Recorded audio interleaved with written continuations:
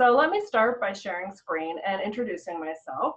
My name is Sharon Dittmar, and I am a congregational life consultant with the Mid-America region of congregations. It is myself and 4 other colleagues who serve as your congregational life staff in this region that stretches right across the middle of the United States. It actually includes 13 states, which came as a great surprise to me. It's a merger of 3 former districts. So we're quite large and spread out, and we try and help you and get to know you. And you also have primary contacts. You might not know that, but every congregation here has a congregational life staff person they can call if they need some help. So I'm now going to share my screen. This webinar is brought to you for free by the Mid-America region of the UUA. We are grateful for your gifts to the annual program fund and Mid-America region, which make this webinar and our many congregational resources possible. So there's this line item probably in your budget, and some people are like, what is that thing? Can't we get rid of it? We don't have enough money. I want to let you know that line item, that thing that people talk about getting rid of, is why I'm presenting this to you, and you're not having to fly someplace or buy a book or spend a lot of time online finding a good resource. You're going to get it right here because, frankly, you paid with it with your gifts to the annual program fund, and in doing so, you are in good covenant with your fellow Unitarian Universalists in the UUA, and that is how we provide for one another. So, all right, so this photo here, that is your congregational life staff team for the Mid-America region. Here I am, Sharon Dittmar. I am primary contact for our slice of congregations in Ohio, Indiana, Kentucky, and Missouri. And Nancy Combs Morgan is our fearless leader who works with people of DRE needs and religious educators. She really has a full, robust portfolio and does a great job. Phil Lund is back here waving. He's primary contact up in Nebraska, Kansas, Minnesota, and I think both of the Dakotas. And over here, Lisa Presley, who does so much with transitions when our congregations change ministers. She's also primary contact in Michigan.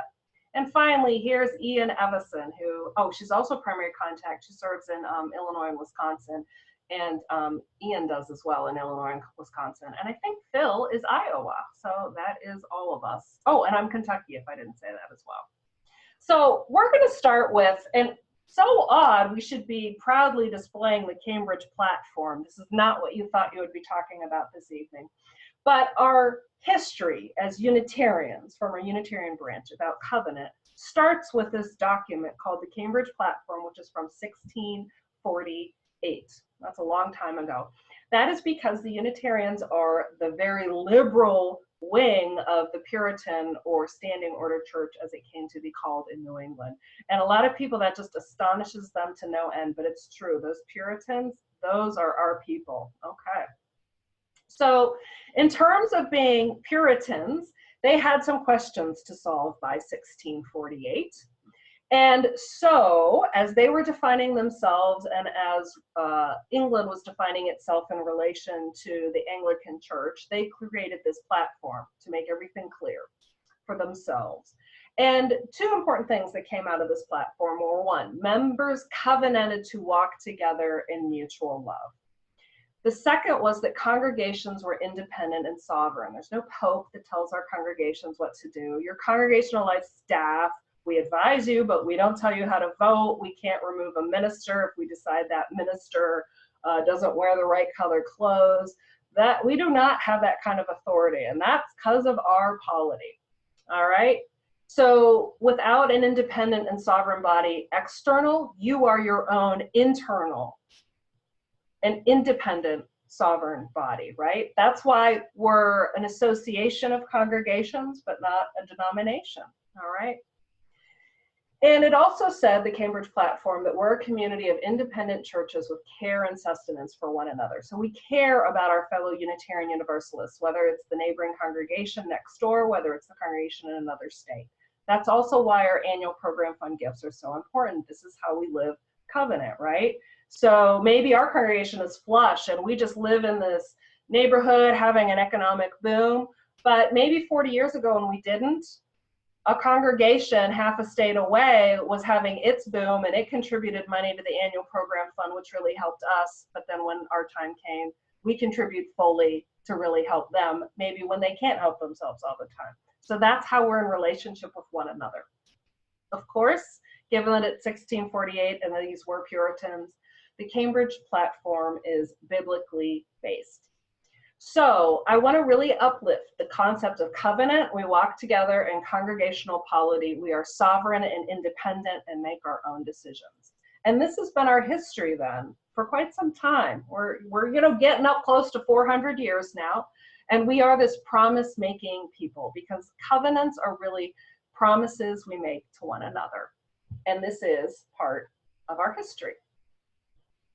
So I want to say another word about congregational polity and covenant. One of my colleagues, the Reverend Dr. Frank Carpenter, has done a lot of research. He's a historian, and he says to me that he feels like without covenant, congregational polity is like individualism run amok. So I don't know about you, but I've been to quite a few congregational meetings where our members really proud to vote. They really want to stand up and say what's on their mind. And this is a wonderful thing, right? The downside is if everyone thought they had the right to stand up and there are 100 people and they each thought that they could talk for 10 minutes, right? We'd never get anything done. We would never decide anything. We'd never elect anyone. So this idea of covenant, also if they got mad at each other, they could just shout and say terrible things, right? So the idea of covenant is that, like, yes, we have all these privileges and responsibilities from congregational polity, but hand in hand with them goes how we agree to mutually walk together in love, which is going to mean things like we use nice words. If this were a covenant with children, we'd say we have nice hands, right? It might mean for adults, we listen well to one another, or we listen carefully, or we take turns speaking, okay? So congregational polity does not work well without a robust sense of covenant. And I don't think we do our business well if we only have covenant, but not congregational polity. So they really are two sides of the same coin. And I picked this picture here of this group. This is, I think it was the membership committee of our congregation in Peoria, Illinois. And I picked them because they look like they're like happy and doing work together. I bet they have a covenant, you know, it helps them get along. And on the left, that is Reverend Linda White. And then in the back corner, we also have Reverend Michael Brown sitting in with the membership folks there. So what is a covenant? I've told you about the history. I've shown you pictures of people with smiley faces, but let's talk a little bit about what a covenant is. All right. A covenant is a voluntary promise between groups or individuals. This is not a law made between individuals, right? You can't sue people that I know of for breaching covenant, all right? And this is voluntary, which says people have to come to it willingly. And that's going to be really important. I'm going to keep saying the word voluntary. It's a way of setting agreed upon norms about how you want your culture to be in your congregation and community. It's uniquely created for specific settings. Something I hope you really take away from this presentation is that the covenant you create is important, and just as important is how you create it. That the process of creating the covenant is what makes the covenant work. And that process, if you rush it, you won't have a covenant you like or use. So the process of engaging people together is a very powerful and important one. And it's unique to individual settings. So for example, I once worked in an urban church where people walked by the door all the time, constantly. So in the staff covenant, we had 10 bullet points, and one was, we will always make sure the door is locked and inform people when we leave the building. Just because it got really creepy to work there and hear creaking and not know if someone had entered. So do you get how that is so specific to the setting? I've never seen that in another covenant, but it came up so often for the staff. We're like, did you lock the door? I don't know, the door was left unlocked. Did you tell anyone? So we just put it in our covenant. All right. It's a living document that will need amended over time. So covenants are not written in stone and then you wipe your hands and you say, phew, that's done. We're going to talk some more about that. They are not sealed, they are living revelations. They are created by engaged people for their own benefit. Truly, everyone needs to have buy-in. There's something best done when people are relaxed and curious. and they're getting along pretty well, that tends to be important for creating a useful covenant. They offer both freedom and responsibility. Everyone's going to have some responsibility and some freedom. So there's that sense of buy-in through fairness. They take time and conversation to create. The worst covenant usage and process I've ever seen are people who have copied and pasted a covenant from someplace and announced that that is their covenant now in their new situation. And that just makes me sad. Please don't try that. And finally, it's a document that will only live if it is discussed, questioned, and held. So you don't shelve it. In fact, later on, I'm going to talk about ways that you can make it a more living document. This photo I have here is two gentlemen who are in our Midwest Leadership School. This is taken in Omaha, Nebraska, and that is Jack Round and Tom Peterson with the big heart. I think covenant helps us walk in mutual love, right? But it's interesting to me, I work with the Midwest Leadership School staff and faculty, and they have a covenant and they discuss it routinely. It comes up regularly. Do we need to amend it? How is it working? And it really helps that group work quite well. Another word about covenant and culture, and this really comes from Ian Evison, who I think has so much experience with seeing longer-term culture development in congregations. Covenants, he says, help us become culture creators, intentionally agreeing on and then developing ideas of how things are done here. So if you just cut and paste a covenant from someplace else, it didn't create a model of how things are done here other than we don't talk about them and we cut and paste from other people's material. But if you actually sit down with a group, you've created a much different, like we had to talk, we had to listen, we had to think, we had to reflect, someone had to volunteer to type it up, we took the time to do it again. A much different norm gets created. Also, it's learning how to create covenants is part of creating space for diversity, difference, and newcomers. If everyone in the group gets a voice about what's being created, and if we renew it routinely, it starts to welcome in new people so that whoever's in charge and their ideas of norms are not frozen in time. I know we have some religious educators on this call, and I think in many ways our youth and our children could help us all figure out how to do covenants. For the adults, if you don't feel like you know how to do this, talk to a youth in your in your congregation, because many of our RE classes, they create classroom covenants every year. And so they know how to do this. They've sat around and do it. And it's so cute, like little kindergartners, what do they want in their classroom? So it gives them a voice, right? Which we say is one of our principles, but then it also lets everyone have a voice, right? And then the next year when someone new moves to town, they get a voice too, right? And so it also is a way to respect diversity and difference. I've started to think that good covenants can help us do challenging work like dismantling white supremacy, right? So this is some of the most compelling, powerful, important work we are called to do at this time. And yet it's painful work. And so how do we build enough trust and safety to hold these conversations over time?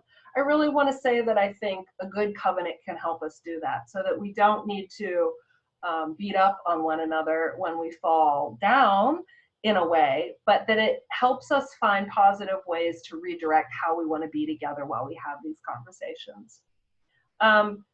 This one is for me, and I thought it was so interesting. He told me, too often our overly individualistic behavior drives new people away. I'm sure you have no idea what I'm talking about. No one here has ever seen that happen.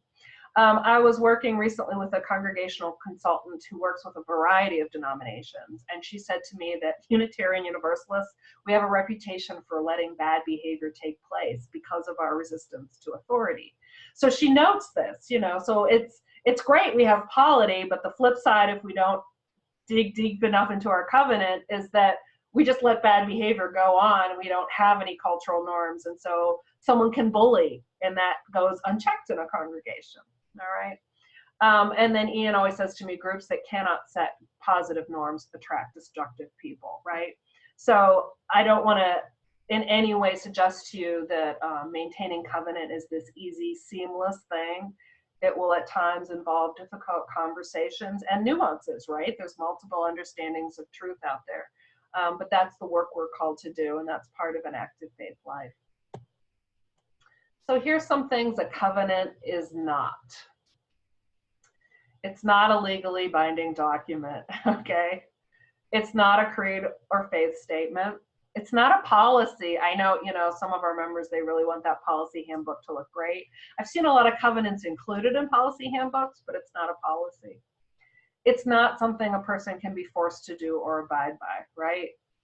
It's not. It's voluntary. It's not a document frozen in time. It's not something to check off your list and just say, shoo, that's done, and shelve and never look at again. It's not, as I said, something you can copy and paste. It's not the solution to every conflict, all right? So a good covenant can help you in your times of conflict. It can really help you, but it's not, if you have a covenant, this isn't the one thing that'll make sure you never fight again. I mean, imagine saying that in your own families. I don't know about you, but I never found that magic thing that would make my family never fight again. And it's also, I just don't think you can successfully create a covenant in the midst of pretty deep or entrenched conflict. You need to really create a covenant when people are feeling fairly relaxed and trusting. So this picture I've included is from our Midwest Leadership School again. It meets once a week in the summer, and now it's in Decorah, Iowa. And if you haven't been to Decorah, which is in our region, it is just a beautiful part of the Driftless area that we are happy to call part of our home. And the adult school meets at the same time as the youth school, and then they have separate courses, and they're totally separate, except for when we get together for meals and shared worship. And so they had a story based on the story of the Sneetches, which is a Dr. Seuss story. And I don't know if you know the story, but the Sneetches end up, in the Sneetches, two characters end up refusing to move, and the world goes on around them and they won't budge. But they never come any closer to understanding anything, and they were acting out that moment where they've come as close as they're going to get, and then they're refusing to move anymore. And if your congregation kind of looks like this picture, it's not a great time to start working on a covenant, all right? So how to create a group covenant. We're finally getting to some of the nuts and bolts of what should you actually try and do. So you want to assemble the group that will be using the covenant. And for the next couple of slides, I'm really talking about a task force, a board, working group, a staff group, some kind of group that has 8 to 10 or so people in it, all right? So you assemble the group that'll be using the covenant. You ask them what norms they want amongst themselves. And if they look at you blankly, you're like, I'll show you a sample. And sometimes you can just show the sample. If you're like, oh, you want things like that, okay. You always indicate this is a first draft, because actually you're never done with the draft of your covenant. It should never end. It's an endless draft. I mean, you're going to put it to rest for a year or two at a time, but it should never be this sealed document. You want to stress the positive in a covenant. A covenant is like, I don't want people yelling at me. A covenant is, we will be kind in our language towards one another, right? So you put everything in the positive. Ask questions such as, when together we will. So this great question to, our covenant will look like this. And at the top, it'll say, when together we will, bullet point, bullet point, bullet point, bullet point, okay? You can brainstorm what might be good in a covenant, and no need to cut someone off. You'll whittle it down. So you let everyone brainstorm. That's the diversity. That's the difference and the newness. And then you can sit there and combine like elements. Oh, I think that phrase is like that phrase. Yeah, let's combine them. Someone needs to volunteer to edit the draft and then share it again with the whole group by email or at the next meeting. There's no emergency. You could take 3 months to, if you are in a committee that meets once a month, you can draft it at one, take like 20 minutes to do it, talk about it at the next meeting, talk about it again, and then sign it in the 3rd or 4th month, and that would be fine. Because remember, I told you the process is as important as what you create at the end. You discuss and edit. In a small group, I always had people sign a covenant. So I've been in covenants. I've signed covenants with colleagues because we both had a relationship with the congregation. We didn't want to trip over one another. So I've had covenants that were one-on-one between 2 people. I've had covenants with staff teams. I've had covenants with a board. So I feel like our youth. I use covenants all the time. And you should review it at least yearly, at least. or when a new person is added. So for example, if you have a staff covenant and a new person gets hired mid-year, you could say, hey, we're going to use this as a wonderful opportunity to renew our covenant. And let's look at it together and see if anyone has questions or thoughts or additions to it. So you're not sort of spotlighting that new person to be like, what do you think? You know, it's everyone gets to discuss, and you get to share with that new person that there is a covenant, and then everyone signs it again. All right, that's how this remains a living document. I also want to put a plug in. When I was a minister at a congregation, the congregation I worked with, I had them do this as a staff team, and our covenant had about 10 bullet points, and it was great. We reviewed it, and we were really a harmonious staff team, and it just says a lot, you know, but if you start with a covenant and you keep it going and you model it over time, it really helps. Oh, and I wanted to add, this fine group of people here, this is your Mid-America board, being a little bit goofy last spring. Now, some of those folks have gone off, and we've had some new ones come on, like Reverend Mita Jafarzadeh and Tammy Lemmerer. But this is another group that uses a covenant, all right? And I'm about to show it to you. Here's the covenant of the board of the Mid-America region of the UUA, all right? I think it has 14 bullet points. You can see at the bottom when it was written, when it was adopted, when it was revised. And I grabbed this from an older agenda, so I'm guessing if I grabbed it from a newer one, we'd see more revisions on different years as well. So this is for a board working group, and I'll just quickly go through and uplift some things that are interesting to me. And again, you'll be able to look at this later. To keep spiritually present within us as individuals and as a community, which I just think is interesting. To show up for meetings prepared. You know, how many times have you like kind of eye rolled because someone walks in 10 minutes late and doesn't bring their notebook and didn't read the agenda and didn't look at it in advance? You know, this is saying some norms. We want you to be prepared. To hold a safe space when we gather and work together, holding good intentions. But notice a little, the next one, to recognize that our intentions may be different from our impact, which is some language we're starting to learn is really important in Unitarian Universalism, that sometimes we say things without realizing how they will be interpreted, but we're not then, just because we didn't know doesn't mean we don't bear responsibility. So it's important to turn around and apologize and learn and do different and be responsible for our impact, right? To hear every voice at the table, to voice our disagreement. So this is saying we should disagree, right? But we're going to do it respectfully. To locate authority in the board. This is such a big one. Boards really struggle with this. So a healthy board tends to speak with one voice, all right? So the board might make a decision, and it was a hard one, and 5 people voted for an issue, 3 voted against. You might have been one of those board members who voted against, but when you step out of that board meeting and someone says, Sharon, how did you vote? You say, it was a difficult conversation. We voted 5-3. That's the vote of the board. But how did you vote? We voted 5-3, and that is the decision of the board. So the board is speaking with one voice, all right?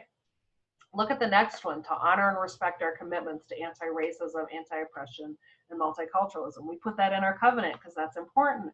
That's affected how we have attempted to recruit people to be on the board, to inform us about our work as board members. So I'm not saying this fixes everything and makes us the best group ever, but it certainly gets us going in the direction where we want to be and have a way to talk about what to do when we fall short.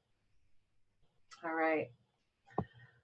Here's another sample covenant, you know, so if you go back to we will, someone looks at you blankly and says, well, what do you mean we will? I always start them with, we will listen respectfully. And people are like, oh yeah, like no one doesn't want to be heard respectfully, okay?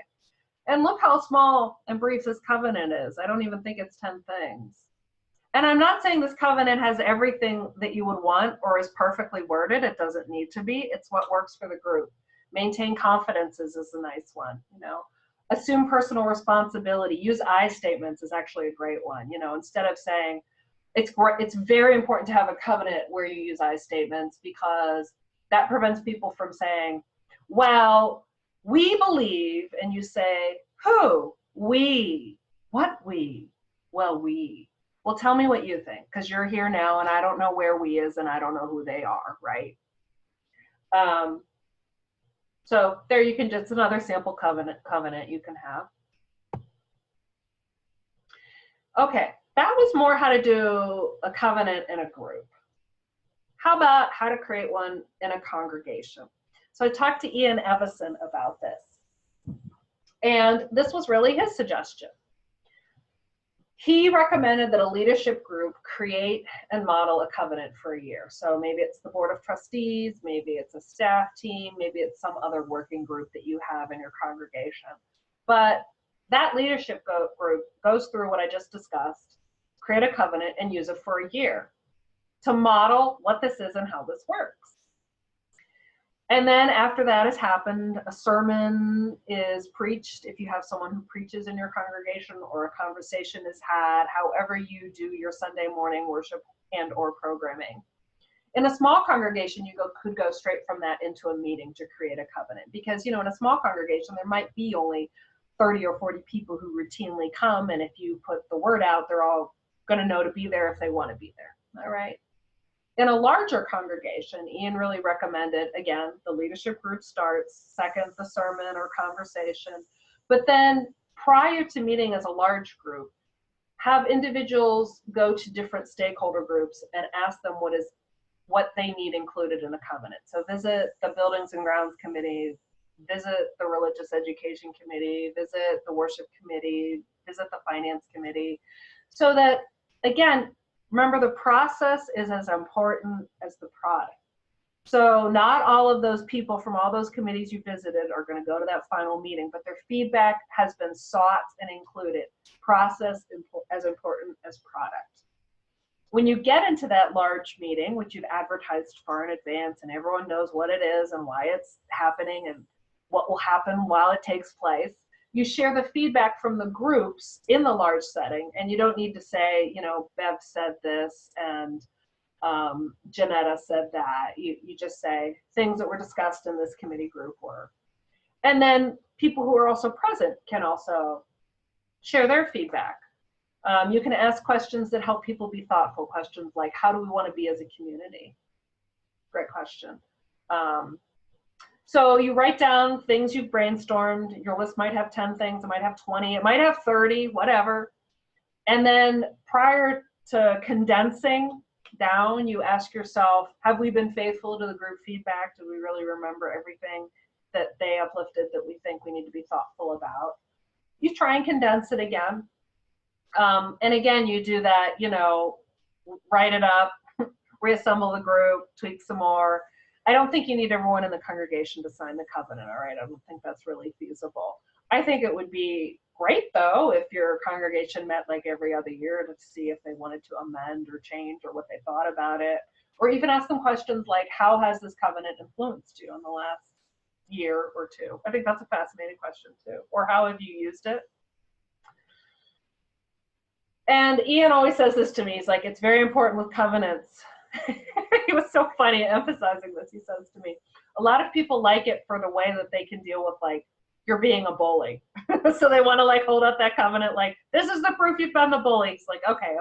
If you need to have a difficult conversation with someone, find something good. Like, I really like the way you listen well to a variety of opinions. However, I notice you seem to struggle with I statements, and that's sometimes hard for me. So do you get, you know, you've noted where they do well and maybe not so well, because we all do well in some things and not so well in other things. And look at this last thing. Outside facilitation is not required. Heck no, you don't need an expert. You need someone from your youth group or someone else who's done this before in another setting, okay?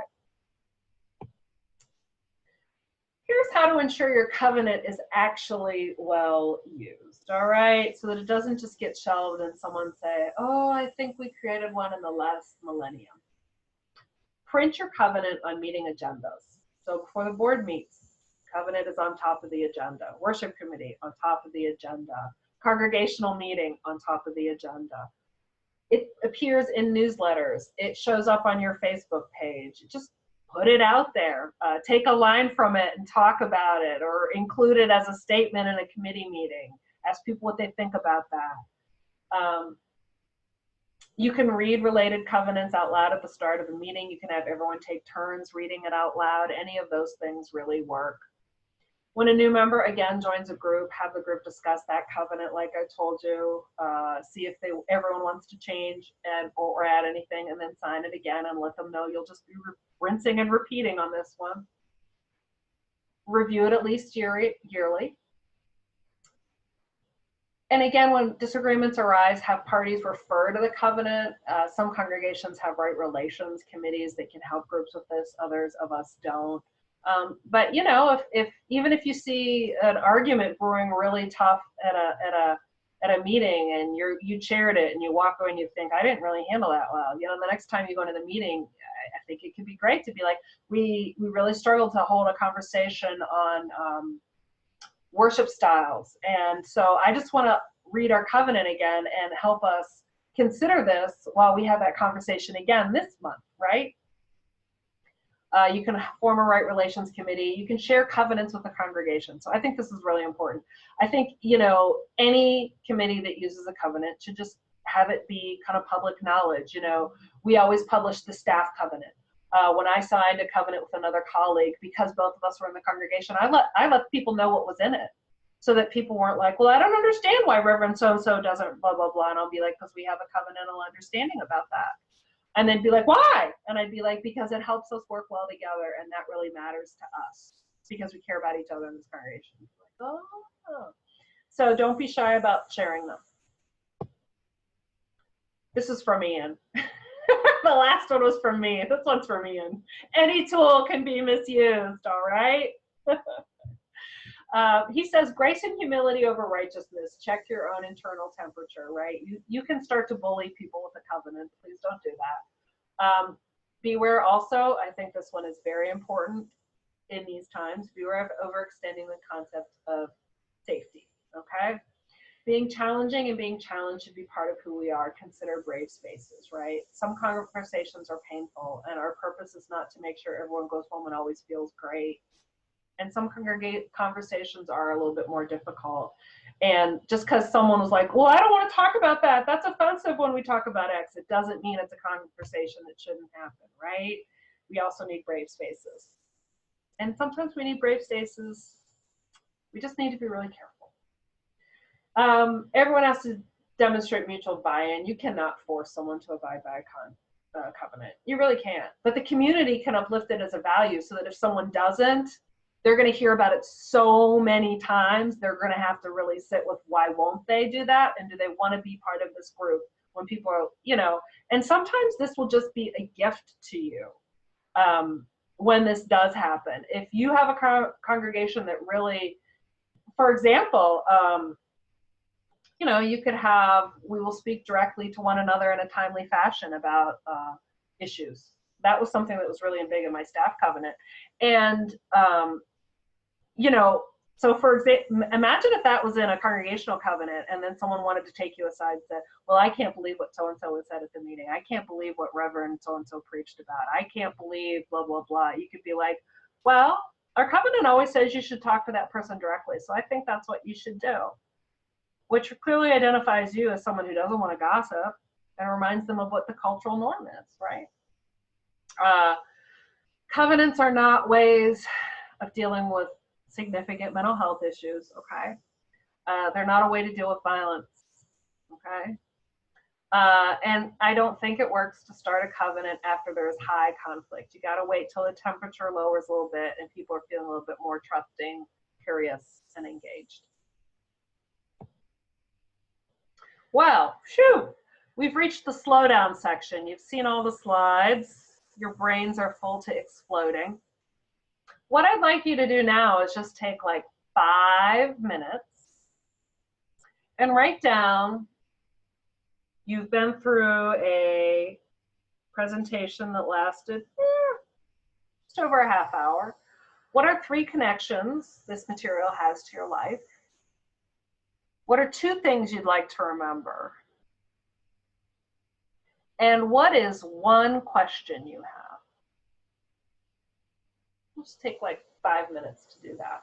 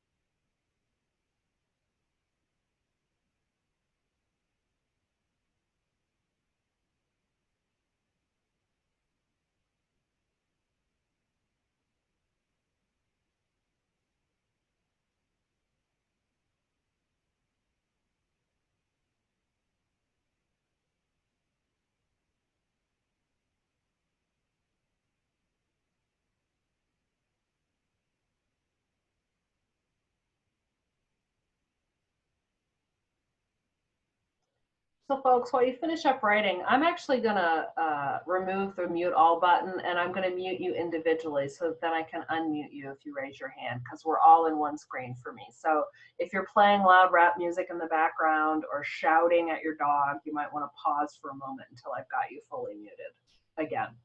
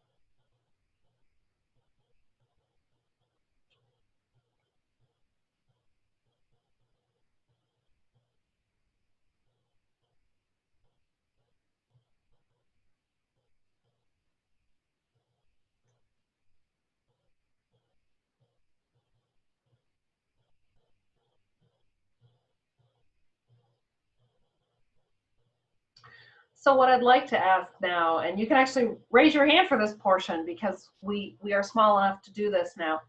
If anyone wants to share a connection this has to your life in just like a sentence or a paragraph, you don't have to share all three, just one connection. If I could hear from three of you about a connection this has to your life. And just raise your hand if you want to talk. I'll unmute you.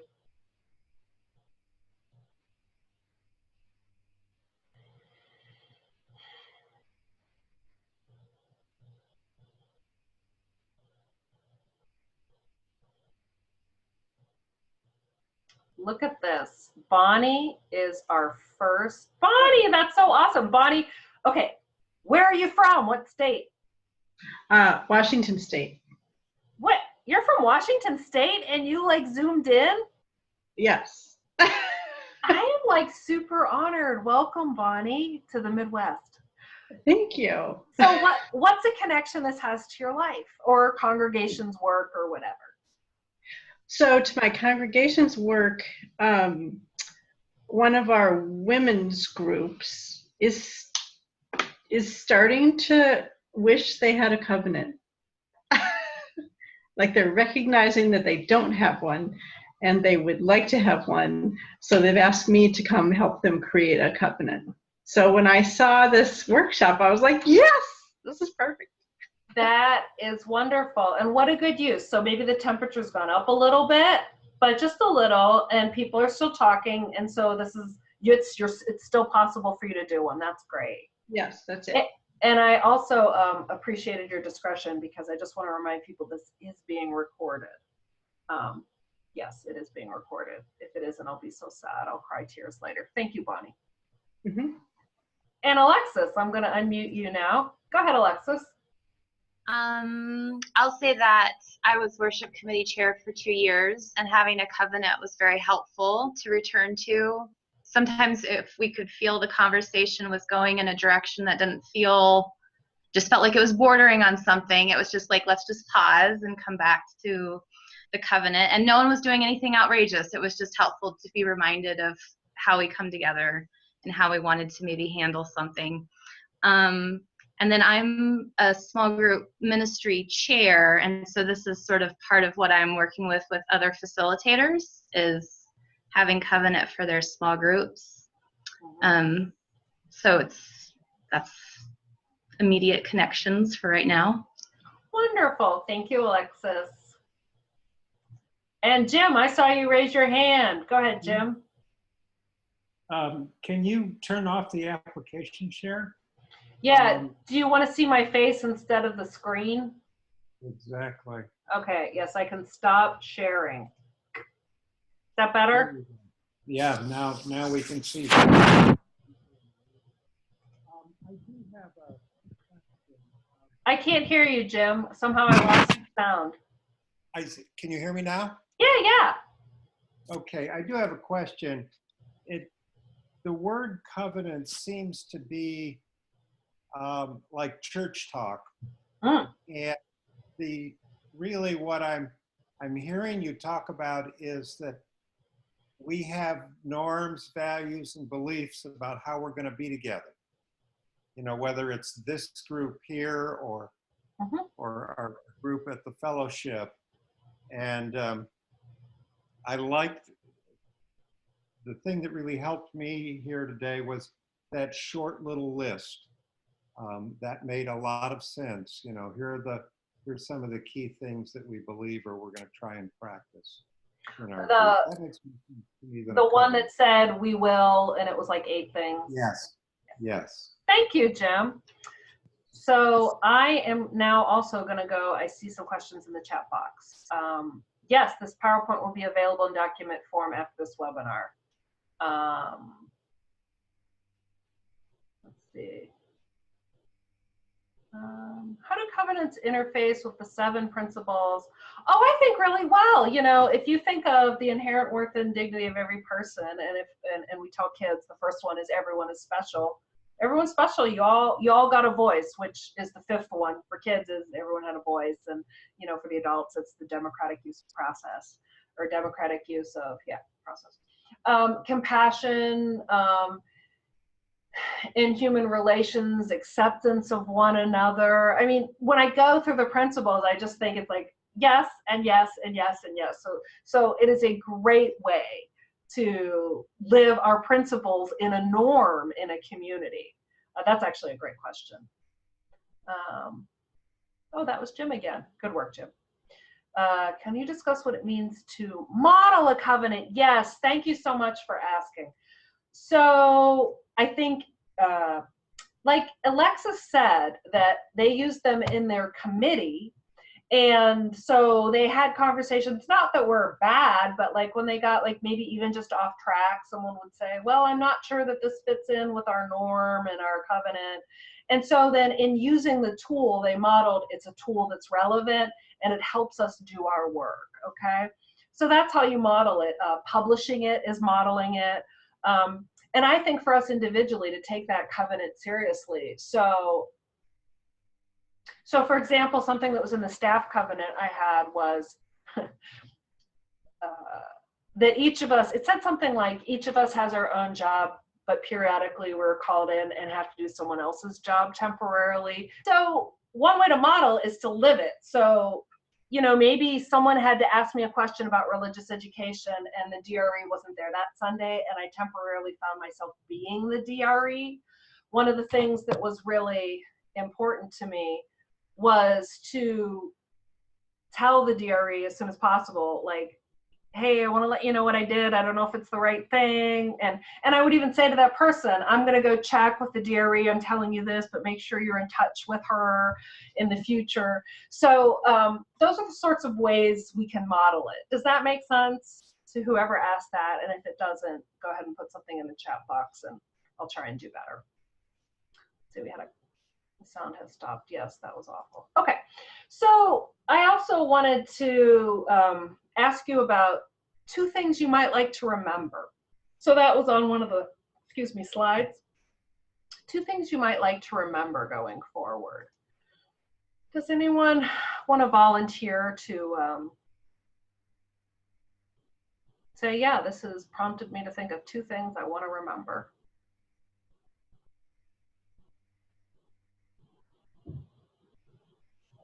Yes, Alexis from Missouri. I thought it was an awesome idea whenever there's a new person to revisit the covenant together. And that has to do, I think, with this sense of inclusion as well, as opposed to this is what we decided and now you just have to go along with it. But I think it's a way to acknowledge that the group is evolving and it's a living organism. And so when someone is new, it's not like they have to change to fit in with everyone, but it's like everyone has the opportunity to learn from one another. And so I thought that that was a really important thing for a lot of reasons. And then I also loved taking maybe lines of the covenant and using that maybe even as a meditation. I mean, I just saw so many ways you could use that in both in worship and then and articulating what the community is to members and visitors. So I liked those too. Yeah, you could even like tie them into how does this relate to our principles, getting back to someone's question. I mean, I think that's a great idea. And have a group discuss that. Thank you, Alexis. Someone else, something you'd like to remember from this. Erica, I'm coming to you. Hey, Erica. Hi. I thought that what you said about the balance between polity and covenant was really important. And as we move toward trying to work with we have a covenant right now for our board, and we were going to move toward developing a covenant for the congregation as a whole. And I think that point will be a good one to explore with the congregation. So yeah, that to me was an important point.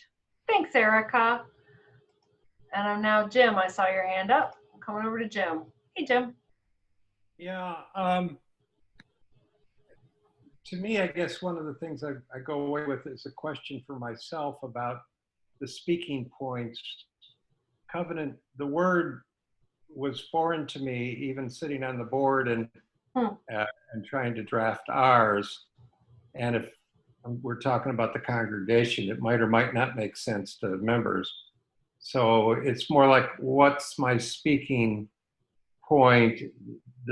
These are a list of the things that we really try to live by or use in guiding our interactions together. I don't have it now, but it's something that challenges me. That might be communicate more clearly than just saying this is our covenant. Thank you, Jim. Does anyone else have something that they'd like to remember that they want to share with the group?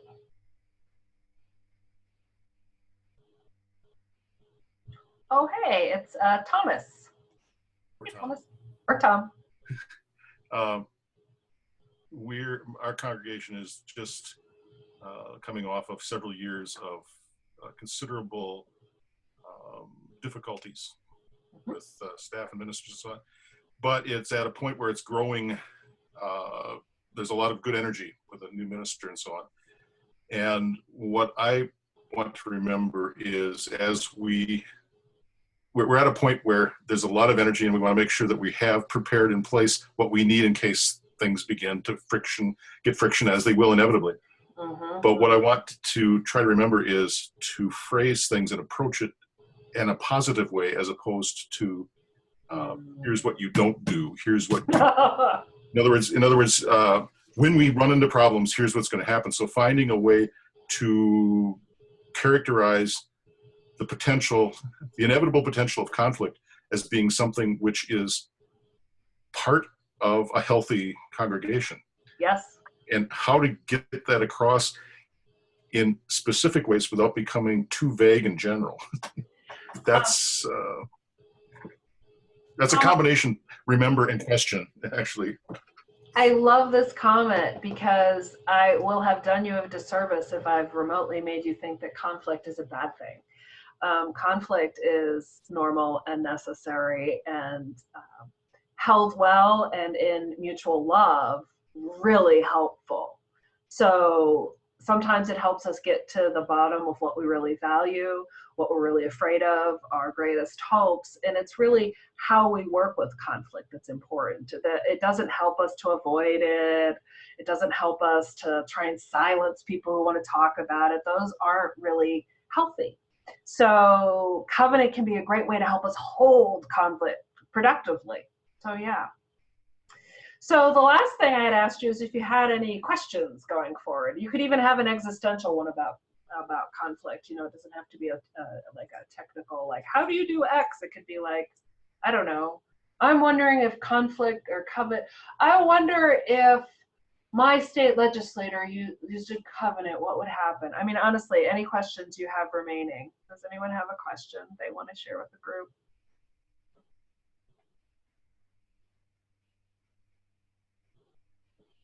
Bonnie, So glad the West Coast could join us. You're representing me well. Thank you. So my question is, what if a group doesn't want to do a covenant? What a great question. I think I would ask them, I would make sure they understood what it was and what it wasn't. So I'd want to make sure they knew what it was. And then if they didn't want to do it, I'd be curious about why. I mean, you don't have to do it and it's voluntary, but so for me, the asking of what's the downside or what's your concern about this could uplift some important conversations. Mm-hmm. Yeah. Great. I mean, it's not a silver bullet. No, it isn't. I'm just imagining some groups that have existed together for a long time and they have some kind of crusty people in them, you know, who don't adapt well to change. So they wouldn't see a need. And wouldn't that be an interesting conversation, you know? Yeah. Yeah. Yeah. Okay, good. Thank you, Bonnie. Other questions? Oh, hey. Hey there, Michelle. Hey, Sharon, how are you? Good. Good. I'm curious about, you mentioned something about utilizing a right relations committee if a congregation has one as kind of like an internal facilitator. Can you speak more about that? Okay. So, you know, it's interesting. The congregation I served never had one. You know, it was like, it was there under like committee structure, right relations committee, and then we never like peopled it and resourced it, you know? So I don't always feel like I'm the most experienced with how they go and don't go. But for congregations who have them, and when I've seen their documents and talked to colleagues about them, the Right Relations Committee kind of does a proactive job, right? So the Right Relations Committee might help the congregation create the covenant, but they don't have to. And I don't think they should be seen as mandating it. That would be a mistake, right? This is voluntary. But often a right relationship committee could publicize what's a covenant. How does it relate to our principles? Why do we use a covenant? Here's so-and-so's story about how they found covenant useful. We're going to have one Sunday a month where Right Relationship Committee talks about why they exist and what a covenant is. You know, that they somehow publicize. We just want to show you a covenant from another congregation. They somehow publicize healthy norms about ways of being that other UU congregations have chosen, as well as themselves. Also, right relations committees are often involved in a conflict. So a lot of congregations, like if there's a misunderstanding or dispute, but it's not, and it's more like around norms, or I feel like someone's been mean to me. It's not like they don't work for like someone did something that's a fireable offense, right? You know, there's a different chain of authority for that. But if two members are having a big dispute that's become public and they're communicating about it on your Facebook page, you hope to have your Right Relations Committee peopled with people who are trusted by the congregation and have some skills in this work, maybe in mediation, or have brought in a speaker on mediation, right? I mean, and then can help individuals work through their conflict. So those are the sorts of proactive things I think a healthy Right Relationship Committee can do. Great. Thank you. Did I answer that well enough? Yeah. Great. There's also going to be a link at the end to UUA resources on Right Relations Committees. So, and I want to go, there's a question in the box, and then I see 2 hands. Alexis, I'm curious about mental health situations in which the healthy norms might be hard to follow for whatever reason. This might be the place for that, but it comes to mind. Oh, Alexis, you now get unmuted to explain yourself more. What are you thinking, Alexis? I'm thinking just in terms of, well, I'm not thinking of anyone specific in my congregation. I'm just thinking about what I've learned from other experiences that come up though. So a lack of, there are various abilities to control one's emotions and maybe what comes out. And so intention there and being a loving, open and welcoming community that allows for growth and development.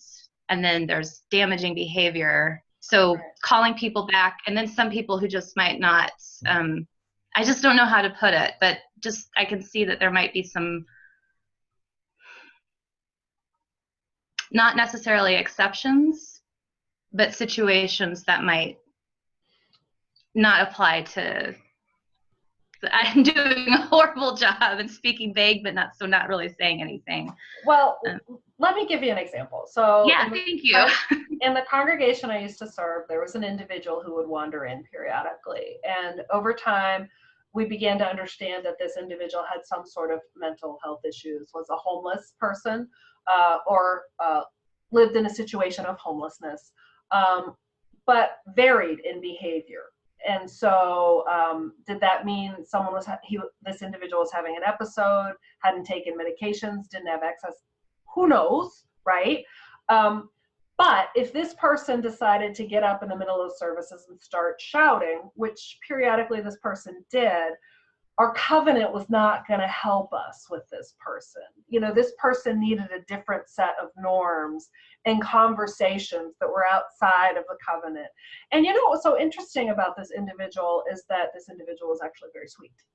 And so I would talk to this individual whenever I saw him, and I would say, okay, hey, do you remember the conversation we had last week? And because he would say to me, I'm going into sanctuary today, Pastor. And I'd say, okay, do you remember the conversation I had though? Like if you can't sit in your seat, you can't stay, so you can't wander around. So I'm not using the covenant now. I'm talking to this person he's like, yes, I remember, you know, and so dealing with him in that very direct way helped, but that would be an example of the covenant wasn't really going to help us wrestle that one out. We had to use other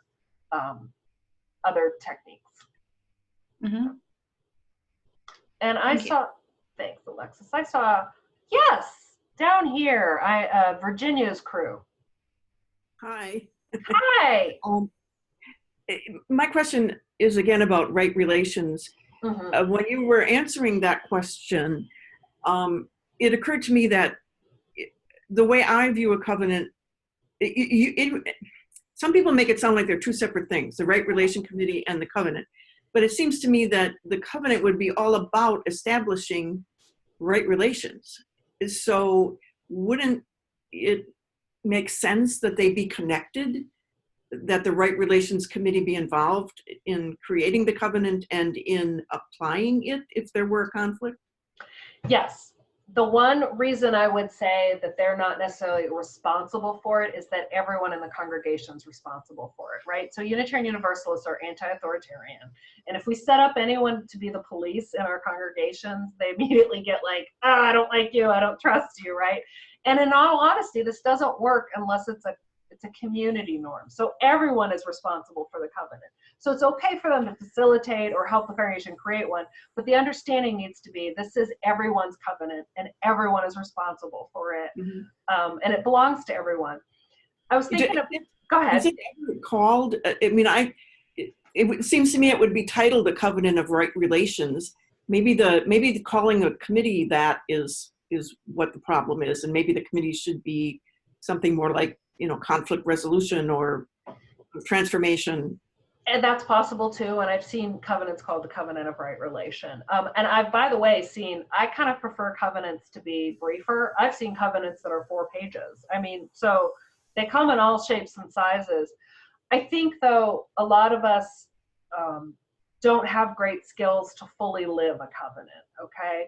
So a way that right relations committees can help is like, oh, we're going to have a speaker come in and talk about reflective listening or compassionate communication. So these are kind of proactive events that help people learn the skills to live a covenant well. It's not easy to understand the difference between intention and impact. It's not easy to listen well. Like, what if you grew up in a family that if you didn't shout, no one heard you? So how are you supposed to then be in a community and you might not have really learned how to listen well? So I think those are the kinds of proactive things that can help communities develop an understanding of what this covenant means and how you do it if you don't have the skills easily to live it. Thanks, Virginia. Well, yeah, go ahead. If a conflict, would it make more sense then that if a conflict arose, the covenant would be the applicable place to go? Or should the covenant specifically address conflict that might arise? Or should that not be part of what the covenant's about? Should that be? It depends. So it can help us, for example, figure out how to behave during a conflict, right? But generally, a covenant is not conflict specific, nor should it be. It's really about the promises we make, how we walk in mutual love, congregational norms. So sometimes it'll help us, but it's not going to it won't quote fix. And I don't, it's more like how you manage your conflict that matters. I mean, everyone has it. It's not that it's bad to have a conflict. It's kind of how you hold the conflict. Okay, thank you.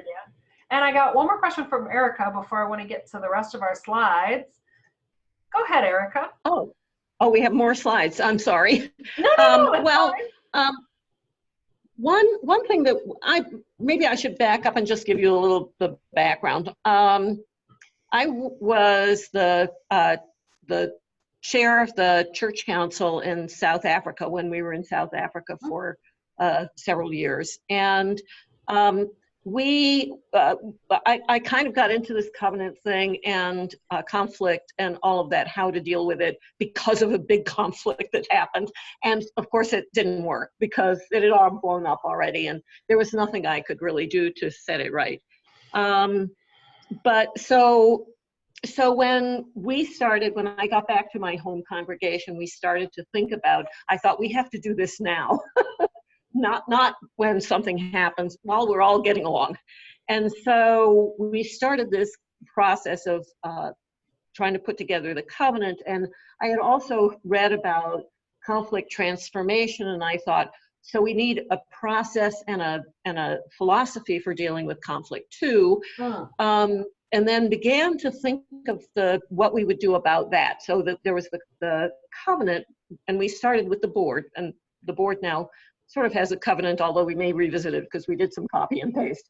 But then also a team that would be the kind of first responders in case of conflict.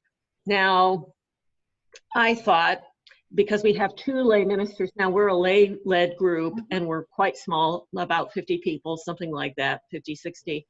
And so I thought, well, we could increase the number of lay ministers and they could be the people who people could come to in case of a conflict. Recently, I talked to someone who thought that was a bad idea and that you should have, well, maybe the board should be the keeper of the covenant and then the lay ministers, they're the pastoral care people. Because maybe but I never thought of it as policing. They'll think of them as policing the covenant, and that I never thought of it that way, ever.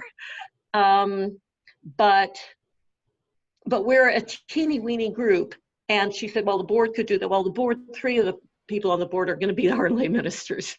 So, we're wearing lots of hats. And so what do you think about this situation? Can we do it that way? How many people in your congregation? About 50 or maybe 60, something like that. You're pretty small, so less is kind of more for you guys. I think if you go through a process and you're that small congregation who can sit down and create a covenant, after someone has modeled it for a year and do it together and then talk about what we think. And maybe you get to a right relations committee creation and maybe you don't, or maybe you want to create one portion of them and maybe you don't. I mean, small congregations really have to think about resources and time and where you want to put them. So I just want to encourage you to kind of not overthink it. Now, if there's a different issue of conflict you're concerned about or worried about, you can reach me separately to ask me about that. Because sometimes people have in mind something, they're like, I don't want this to happen, or this has happened before. You could reach out to your primary contact, whoever that is, or I'm sdittmar@uua.org. Well, we don't actually have any conflicts I know of, any large conflicts or issues in the congregation. So that's not an issue right now, and that's why I thought this was a good time to do this. But that question of can the people who are supposed to be the pastoral, the listeners, because it's a listening ministry, can they also be the people that you come to in case of a conflict that gets out of hand and people don't know what to do with it? I feel like your question is beyond the scope of our training this evening. So Okay. a basic of conflict is that people approach each other directly, right? So the more you involve a third person, the more you spread it. Right. So I would have concerns about that going on in the model that you discuss. Like your congregation is so small, I would think people could talk directly, and if there was an understanding, we don't kind of gossip a lot, Sure. that would work things out. I would assume. Sure, and that would certainly be the beginning, but if things kind of they weren't able to resolve things between themselves, then what's their alternative? And so the idea was to have it. For the purpose of, I'm just very aware of our time. We're supposed to be off in 2 minutes. Why don't Okay, sure. you email me separately, and I'll finish up this conversation with you, all Sure, right? okay. And again, it's sdittmar@uua.org, and just put out your question or thought, and I'll get, or we can set a time to talk on the phone. That's the other thing. Sure, that'd be All great. right. Thank you. Thank you. All right, so I just want to briefly show you our remaining. Here we go. Are you looking at a slide again? Oops, I think I need to put it on.